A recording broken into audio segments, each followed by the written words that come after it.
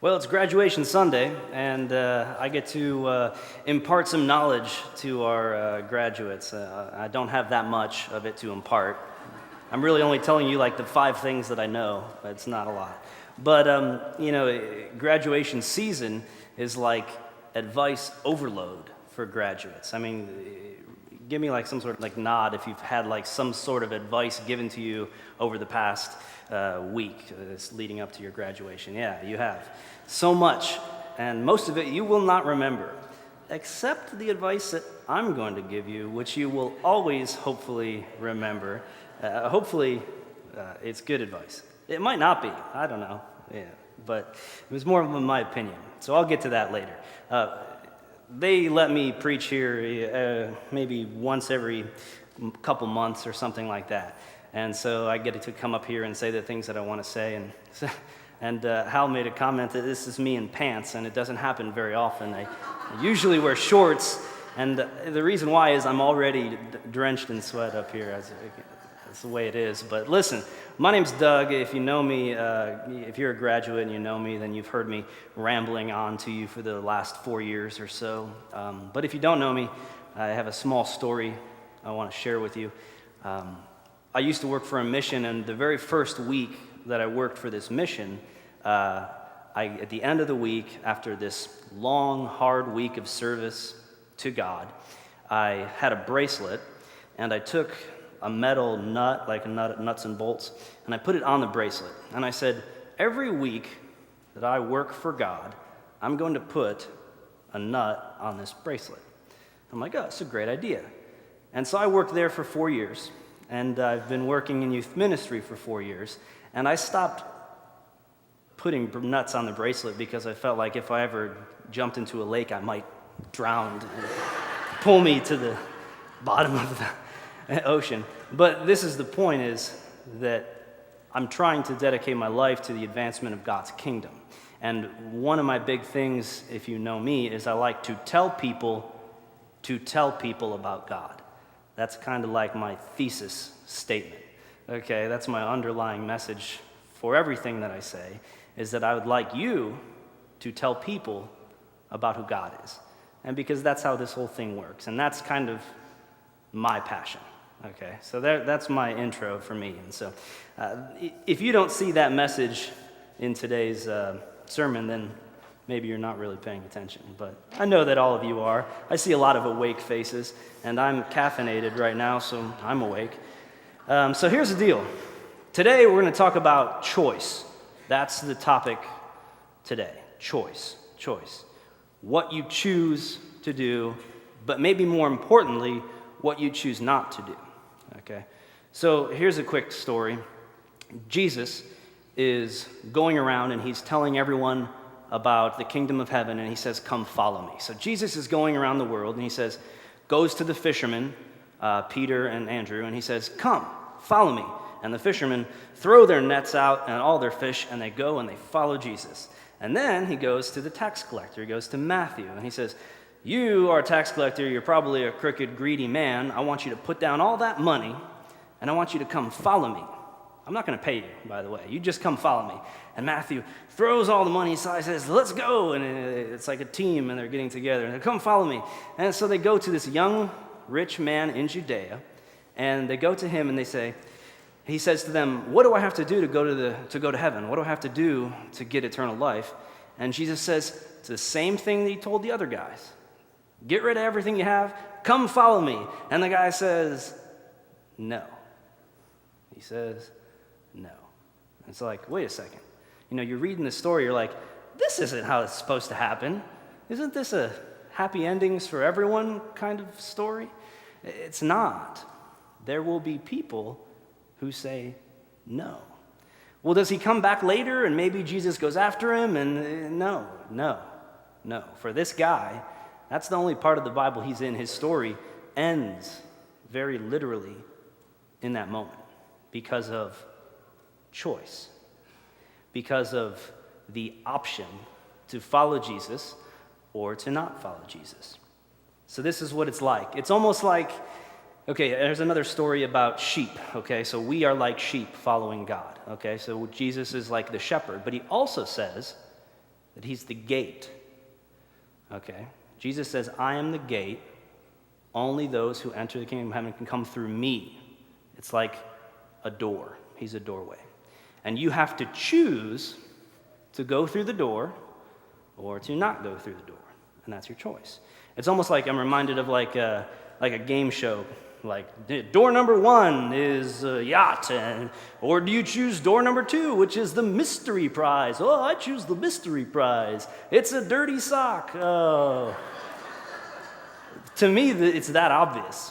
It's, you choose God through door number 1, or the world through door number 2. And Jesus is the gate.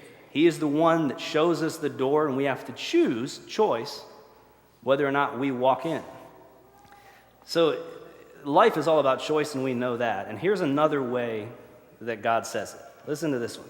This is Jesus telling us kind of like one of those, you guys know John 3:16. Oh, yeah. It's one of those verses in the Bible that Jesus is like really, what I like to say, throwing it down, but I don't know if, he's really putting it out there, very obviously, what this whole thing is really about. Listen to this, what he says. He's talking to Martha. Jesus told her, I am the resurrection and the life. Anyone who believes in me will live even after dying. Everyone who lives in me and believes in me will never die, will never die. And at the end of this quote, he doesn't say, anyone who believes in me will never die, and you have to believe this.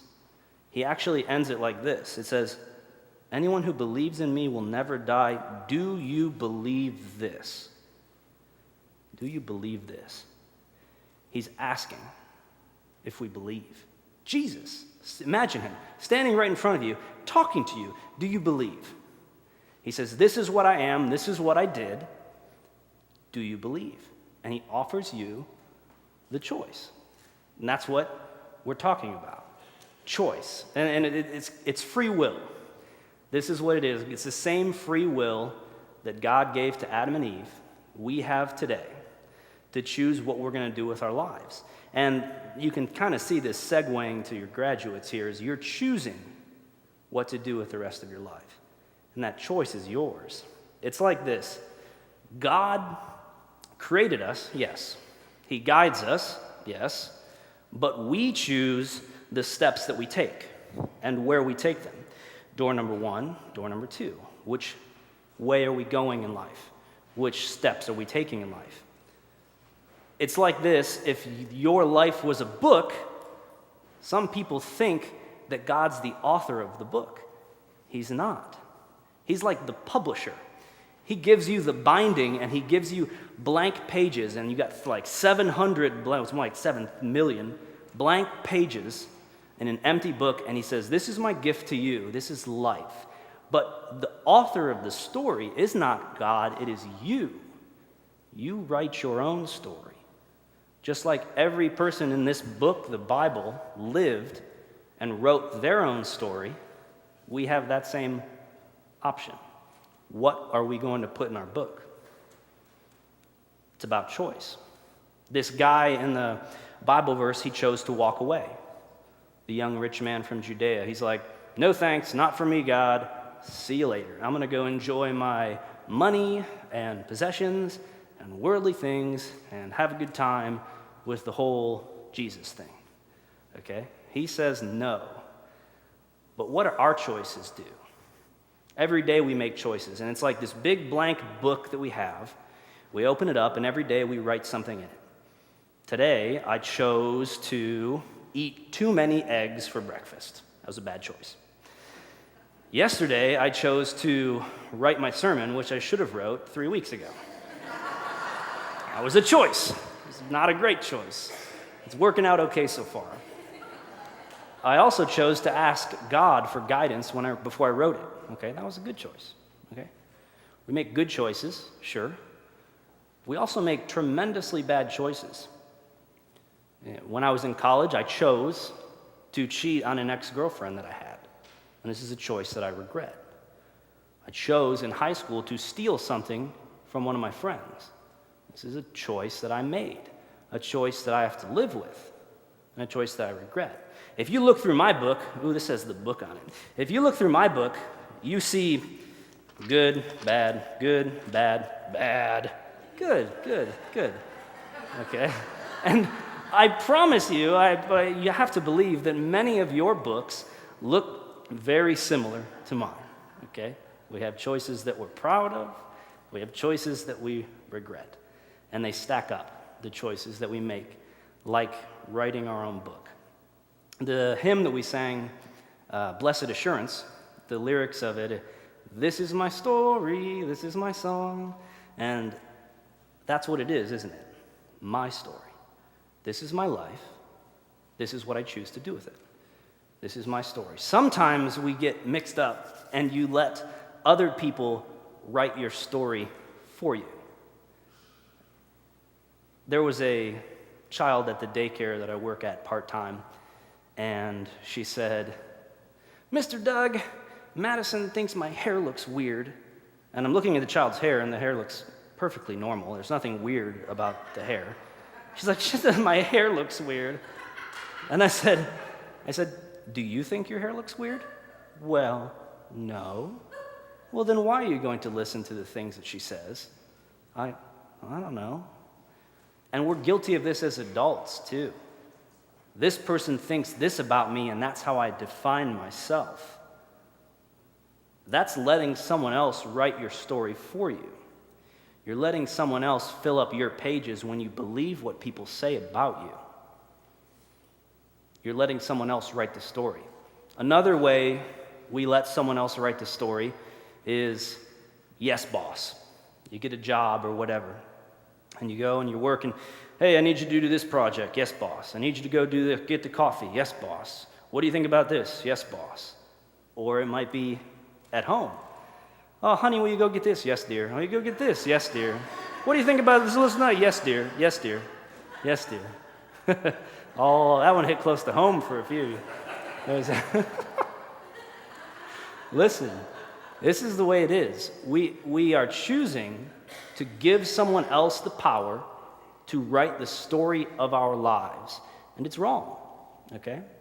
This yes, boss idea. This comes to the idea of be your own person and write your own story. Stop listening to what other people think about you and write it yourself.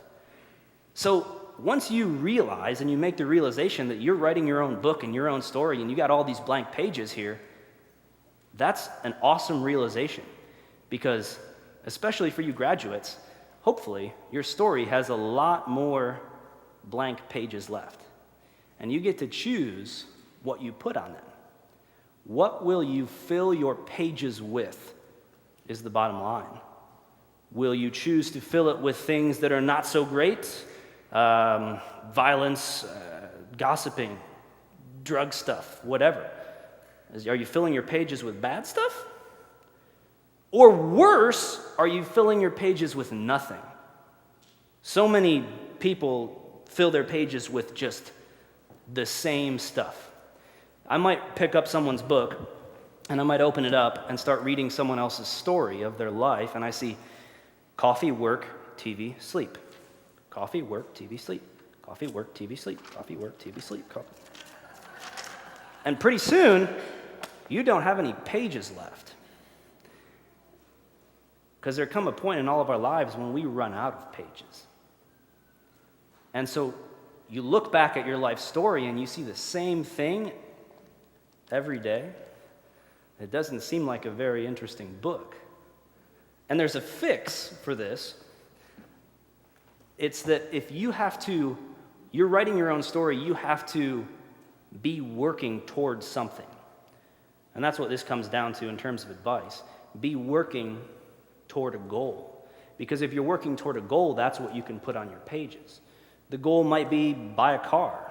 The goal might be go to college. And when you have a goal that's general like that, for example, when I was in high school, my goal was to go to college. And so I went to college, and I ended up writing some pretty interesting pages in the book at college. Some good, some bad, okay?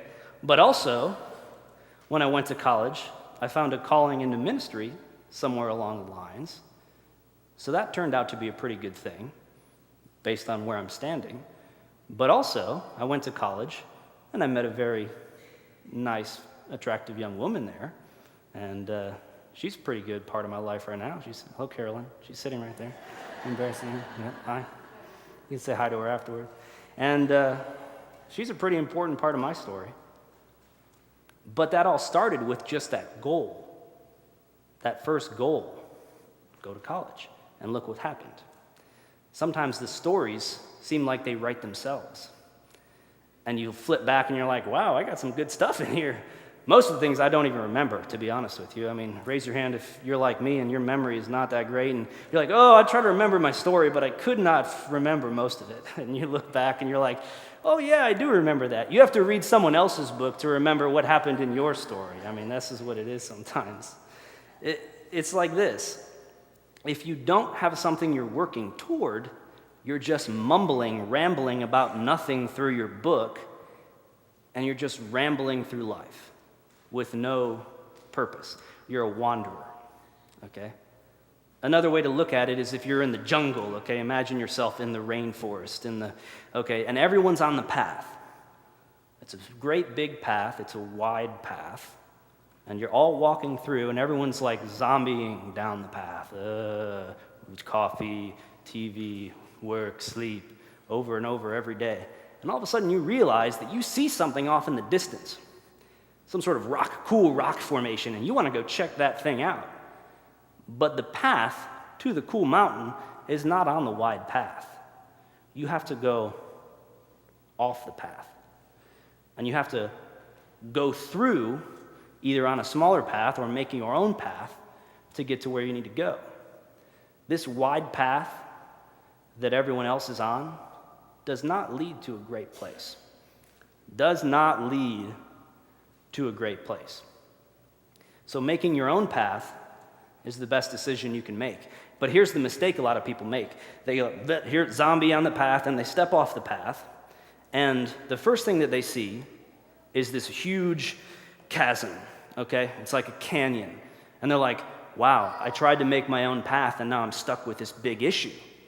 I tried to get off the path and do something cool with my life, but now I have this huge problem. And so their first instinct is to turn around and go back to the wide path.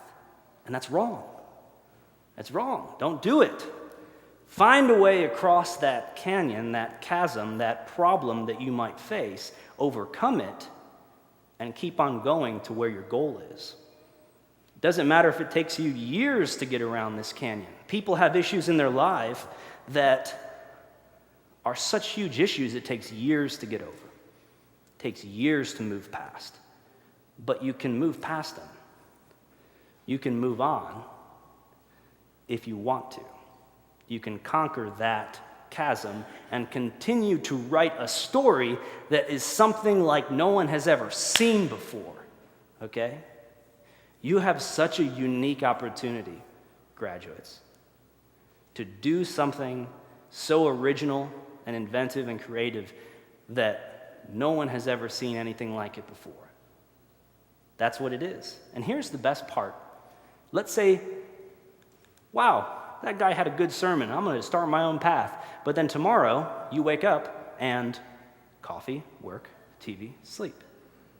Okay? You leave here inspired, and you're like, oh, I'm going to go out and do something cool. And then you wake up the next morning, coffee, need it. Work, money, TV, relax, sleep, do it again. Every single day you wake up is turning a page. Every time you wake up, God gives you a blank page. You get to start over no matter how young or old you are. Every day you wake up, you have a new page, and you have new pages in your book. And it doesn't matter anything else that you've written before in your whole life. You wake up with a blank page. This is the gospel. That's what Jesus did. Everything that we did in the past is forgiven. Everything is forgiven. Everything. And you wake up tomorrow with a blank page. That's what God did for us, and that's what he did on the cross. He died so that we could have a blank page every day, and you are not doing him a favor by coffee, work, TV, sleep. He did not do what he did for that. He did what he did so that you could do something extraordinary like he did. This isn't coffee, work, TV, sleep. This is exciting. So listen, this is my advice to you. And your parents might not like this advice, but graduates, this is my advice. You have a clean slate. You have so many blank pages. I want you to do something exciting. I want you to take risks. Drive too fast. Find the thing that you never thought you could do and do it. Okay? Be overly bold. Do things that no one else does. But look, don't do this stuff just for fun or for thrills or for kicks. Take risks to accomplish your goals. Take risks. Jump off the cliff to accomplish your goals. Jump in with both feet. Don't test the water. Just go. And do that to accomplish. That's what it is. Listen, someday Jesus, this is for you graduates, will come to you just like he came to the fisherman, just like he came to the tax collector, just like he came to the man in Judea. And he will say, "Come and follow me." Don't walk away. Don't walk away. For some of you, he may have already come. Say yes to Jesus and be the author of your own story. That's the bottom line. Don't let people write it for you. Say yes to God, follow him on the path not taken, and write your own book. Be your own author.